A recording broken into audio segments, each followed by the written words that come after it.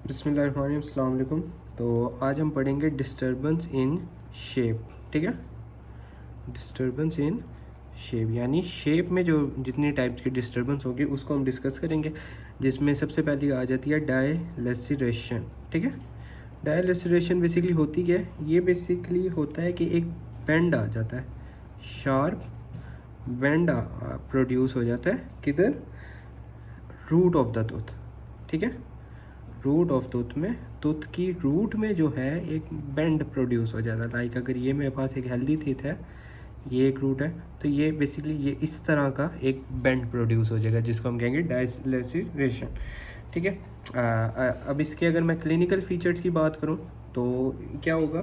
Basically ये होता है कि कॉन्टिन्यू रूट फॉर्मेशन की वजह से, ठीक है, कि रूट बन रही है, रूट की फॉर्मेशन हो ही जा रही है, जिसकी वजह से एक बेंड प्रोड्यूस हो गया। ठीक है, दूसरे नंबर पे किसी भी ट्रॉमा की वजह से कोई एक्सीडेंट हो गया, कोई मुक्का शुक्का लग गया, कोई बच्चा गिर गया, जिसकी वजह से उसकी जो रूट की एक साइड है वो बेंड हो गई है। ठीक है, और कुछ केसेस जो होते हैं वो होते हैं आइडियोपैथिक होते हैं, यानी उसकी अननोन कॉज होती है, पता ही नहीं चलता कि किस वजह से है। ठीक है, और जब बेंड आ जाएगा, ठीक है, अब ये मेरे पास ये लाइक जिंजिवा आ गया और यहाँ पे एक बेंड आ गया, तो जिसकी वजह से क्या होगा कि जब हम एक्सट्रैक्शन करेंगे वो एक बहुत ज़्यादा कॉम्प्लिकेटेड हो जाएगी, कॉम्प्लिकेटेड एक्सट्रैक्शन हो जाएगी। ठीक है, एक्सट्रैक्शन के साथ साथ आपकी रूट कनाल का प्रोसीजर भी इसका बहुत ज़्यादा कॉम्प्लिकेटेड हो जाता है। ठीक है, और ठीक है, इसकी कॉम्प्लिकेटेड रूट एक्सट्रैक्शन हो जाएगी, और जो कर्व होगा ना, बेसिकली जो कर्व, जो एक पेंड बना है, ये एपिकल होगा। ठीक है, एपिकली और मिडल, एपिकली मिडल और सर्वाइकल जो है, सर्वाइकल पोर्शन पे जाके होगा, डिपेंडिंग ऑन पोर्शन। ठीक है, पोर्शन पे डिपेंड करके ये एपिकल होगा, मिडल और सर्वाइकल पोर्शन पे करके होगा। ठीक है, और मोस्ट कॉमन जो होगा, कॉमन जो टूथ होंगे वो मैक्सिलरी एंटीरियर थी, यानी आपके इंसाइजर और कस्पिड वगैरह। अच्छा, दूसरे नंबर पे हम डिस्कस करेंगे टोरोडोंटिज्म। ठीक है, टोरोडोंटिज्म, टोरोडोंटिज्म आपने पहले भी फर्स्ट में भी पढ़ा था। ठीक है, मॉर्फो में। टोरोडोंटिज्म का बेसिकली क्या मतलब होता है? ये जो है आपके जो पल्प चैम्बर जो होता है ना, वो इनलार्ज हो जाता है। ठीक है, पल्प चैम्बर इनलार्ज हो जाता है, जिसको हम कहते हैं टोरोडोंटिज्म। ठीक है, टूथ इन विच इलोंगेटेड क्राउन और एपिकली फर्केशन ऑफ रूट हो गया, और in large rectangular coronal pulp chamber हो जाएगा, यानी पल्प चैम्बर बढ़ जाएगा, जिसको हम कहेंगे टोरोडोंटिज्म। टोरोडोंटिज्म का बेसिकली मतलब क्या होता है? इसको कहते हैं हम बुल लाइक टीथ भी कहते हैं। ठीक है, ये अगर आपका जो है टूथ है, एक हेल्दी टूथ है, ठीक है, तो जो इसका पल्प चैम्बर है ना, ये बहुत ज़्यादा इनलार्ज हो जाएगा। ठीक है, जिसको हम कहेंगे टोरोडोंटिज्म। ठीक है, बुल लाइक टीथ होगा, मोस्ट इफेक्ट करता है जी आपके मोलर्स को। ठीक है, मोलर्स को बहुत ज़्यादा इफेक्ट करता है, आल्सो प्री मोलर भी इफ़ेक्ट्स होते हैं इसमें। ठीक है, बट मोलर्स को ज़्यादा करता है, और ये बोथ डेंटिशन आपकी जो है परमानेंट और डेसिडुअस, बोथ डेंटिशन को जो है इफ़ेक्ट करता है। ठीक है, और बेसिकली जो ओवरऑल शेप होगी ना, वो रेक्टेंगुलर शेप हो जाती है, किसकी? आपके पल्प चैम्बर के, और एपिकली डिस्प्लेस फर्केशन होती है। ठीक है, और बेसिकली इसमें क्या होता है? शॉर्ट रूट पल्प कनाल होती है। ठीक है, चैम्बर बड़ा है ना, जिसकी वजह से जो कनाल्स होंगे ना, ये शॉर्ट हो जाएंगे क्योंकि चैम्बर बड़ा हो गया।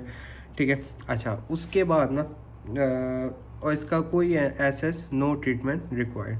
ठीक है, कोई ऐसा जिसका ट्रीटमेंट नहीं होता। उसके बाद इसकी टाइप्स पे आते हैं, जो कि वेरी वेरी वेरी इंपॉर्टेंट आपका SCQ है।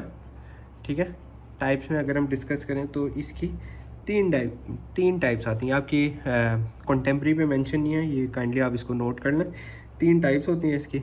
यह होती है हाइपोटोरोडोंटिज्म, हाइपोटोरोडोंटिज्म, ठीक है, जो कि माइल्ड फॉर्म में होती है। एक होती है मीजोटोरोडोंटिज्म, जो कि मॉडरेट फॉर्म में होती है। और तीसरे नंबर पे आपकी आती है हाइपरटोरोडोंटिज्म, हाइपरटोरोडोंटिज्म, जो कि आपकी सवेयर फॉर्म में होती है। तीन टाइप्स वेरी वेरी इंपॉर्टेंट आपका SCQ है। ठीक है, माइल्ड होगी हाइपो, मॉडरेट होगी मीज़ो, और सवेयर होगी आपकी हाइपरटोरोडोंटिज्म। तो ये बेसिकली आपका टोरोडोंटिज्म आ गया। तीसरे नंबर पे हम डिस्कस करते हैं जी सुपर न्यूमरी रूट्स, ठीक है, सुपर न्यूमरी रूट्स। अभी पीछे हमने सुपर न्यूमरी 3 डिस्कस किए थे, अब ये आ गई सुपर न्यूमरी सुपर न्यूमरी रूट्स आ गई, यानी इंक्रीज रूट नंबर। रूट का जो नंबर है ना वो ज़्यादा हो जाएगा एज़ कम्पेयर टू नॉर्मल जो रूट्स हैं उनसे ज़्यादा जब नंबर हो जाएगा उसको हम कहेंगे सुपर न्यूमरी रूट्स। और मोस्ट इफेक्ट ये आपका करेगी, मोस्ट इफेक्ट आपकी किन किन टीथ में करेगी, या तो ये आपके परमानेंट मोलर्स में करेगी, ठीक है, और या मैंडिबुलर कस्पिड, ठीक है, इनमें बेसिकली ये मोस्ट कॉमन होती है सुपर न्यूमरी रूट्स। अच्छा, देन फिर हमारी बहुत वेरी इंपॉर्टेंट 2 टर्म्स आ जाती हैं जो होती हैं डेंस इनवेजिनेटस, ठीक है, डेंस इनवेजिनेटस और डेंस इवेजिनेटस, जो कि वेरी बहुत इंपॉर्टेंट आपका ऐसी है, मतलब 12 मरतबा आपके पास पेपर में ये मेंशन है, डेंस इनवेजिनेटस और डेंस इवेजिनेटस। डेंस इनवेजिनेटस क्या होता है, बेसिकली डेवलपमेंटल एनोमली होती है, क्या होती है, डीप इनेमल लाइन पिट, ठीक है, डीप इनेमल लाइन पिट पैदा हो जाती है, ठीक है, जो कि एक्सटेंड करती है वेरियस डेप्थ हो, ठीक है, ये हमारा टूथ है ना, ये टूथ आ गया, ऊपर इनेमल आ गई, देन डेंटीन आ गई, देन आपकी पल्प आ गई, ठीक है, ये आपकी पल्प आ जाती है, ऊपर डेंटीन आ जाती है, जो इनेमल में पिट आ रही है और जो आपकी डेंटीन तक एक्सटेंड करती है, इसको हम कहते हैं डेंस इनवेजिनेटस। डीप इनेमल लाइन पिट एक्सटेंड करती है वेरियस डेप्थ इनटू डेंटीन और ऑफन डिस्प्लेस कर देती है किसको, आपके पल्प चैम्बर को, ठीक है, पल्प चैम्बर को डिस्प्लेस करती है, ठीक है, और अल्टर कर देती है, डिस्प्लेस करती है पल्प चैम्बर को, अल्टर करती है शेप ऑफ द रूट को। तो डेट्स इज योर डेंस इनवेजिनेटस, ठीक है, डेंस इनवेजिनेटर और इवेजिनेटर, मैं दोबारा बता रहा हूँ, बहुत इंपॉर्टेंट आपका एससीक्यू में आता है, ठीक है। और क्लिनिकल की अगर हम बात करें, इसके क्लिनिकल फीचर्स क्या होते हैं, तो क्लिनिकल में बेसिकली होता है ये एज अ रिज़ल्ट होती है इनेमल एपिथेलियम से, ठीक है, और most common effect, most affected जो टूथ होते हैं ना इसमें, या तो permanent maxillary lateral incisor, very important, जिसको डेंस डेंटीन बोलते हैं, ठीक है, उसके बाद सेंट्रल इंसाइजर इफेक्ट करता है, प्री मोलर्स को करती हैं, ठीक है, और केनाइन को करती हैं, ठीक है, और मोलर्स को करती हैं।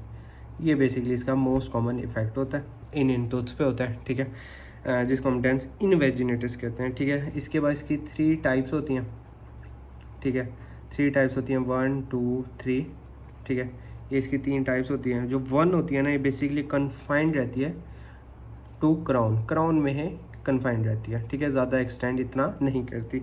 जो दूसरी इसकी टाइप्स होती है ना, ये बेसिकली एक्सटेंड करती है बिलो, ये एक्सटेंड करती है आपकी बिलो सीमेंटो इनेमल जंक्शन, ठीक है। टाइप 2 आपकी ये एक्सटेंड करती है सीमेंटो इनेमल जंक्शन पे, और जो टाइप 3 होती है ना, ये एक्सटेंड करती है रूट्स को और परफोरेट करती है, ये आपकी एक्सटेंड करती है रूट्स को और परफोरेट करती है एपिकल और रेडिकुलर एरिया को, एपिकल और रेडिकुलर एरिया को, ठीक है, ये परफोरेट करती है विदाउट एनी इमीडिएट कम्युनिकेशन।